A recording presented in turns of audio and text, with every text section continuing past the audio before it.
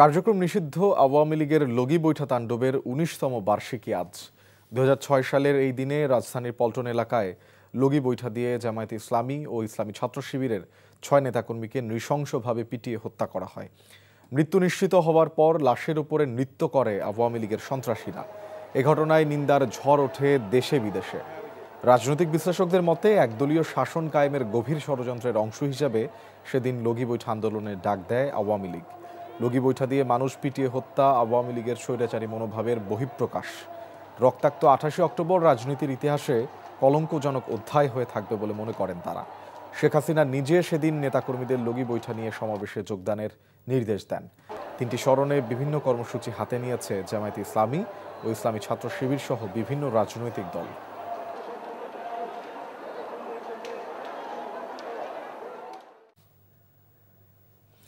২০০৬ সালের ২৮ অক্টোবর লগি বৈঠার ভয়াবহ তাণ্ডবের স্মরণে ঢাকায় জাতীয় প্রেস ক্লাবে ইসলামী ছাত্র শিবির রক্তাক্ত ২৮ অক্টোবর শীর্ষক আলোকচিত্র প্রদর্শনীর আয়োজন করেছে।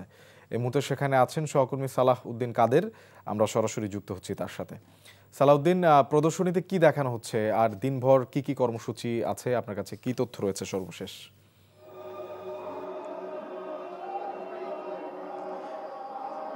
ধন্যবাদ শোভন। আজ ভয়াল ২৮ অক্টোবর বাংলাদেশের রাজনীতির ইতিহাসে একটি কলঙ্কজনক অধ্যায় হিসেবে বিবেচনা করা হয়। সেই দিনটি উপলক্ষেই বাংলাদেশ ইসলামী ছাত্র শিবির একটি আলোকচিত্র প্রদর্শনীর আয়োজন করেছে। সে আলোকচিত্র প্রদর্শনীতে সে ২০০৬ সালের ২৮ অক্টোবর ভয়াবহ নির্মমতার সাক্ষ্য বহন করছে। একটি বিষয় জানিয়ে রাখতে চাই যে ২০০৬ সালের ২৮ অক্টোবরের এই দিনের বিএনপি জামাতের ক্ষমতা পালাবদলের শেষ দিন ছিল এবং বিএনপি এবং জামাত একটি পৃথক সমাবেশের আয়োজন করে। সেই জামায়াতের সমাবেশে আওয়ামী নেতাকর্মীরা এক ভয়াবহ তাণ্ডব চালায়।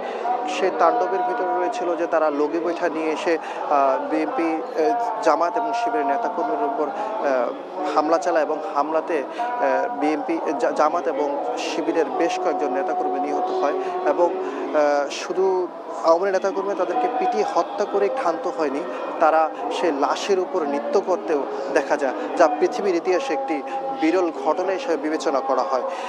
আরেকটি বিষয় জানিয়ে রাখতে চাই যে সেই ঘটনার পর জামায়াতের এবং শিবিরের নেতাকর্মীরা কয়েকটি মামলাও করে। সেই মামলা করার পরেও ২০০৯ সালে সে আওয়ামী লীগ ক্ষমতায় আসে এবং ক্ষমতায় আসার পর সেই মামলাগুলো আওয়ামী লীগ প্রত্যাহার করে নিয়ে যায় এবং নিহতের স্বজনরা দাবি করছেন যে ২০২৫ সালে যেহেতু নতুন একটি সরকার এসছে এবং নতুন সম্ভাবনা দেখা যাচ্ছে এবং সেই ১৯ বছর পরে হলো নতুন করে সেই মামলাগুলো সচল করা হবে এবং সেই মামলাগুলো প্রকৃত দোষীদের দৃষ্টান্তমূলক শাস্তির আওতায় আনা হবে। শোভন। দর্শক, আমরা জানছিলাম রক্তাক্ত ২৮ অক্টোবর আলোকচিত্র প্রদর্শনীর খবর।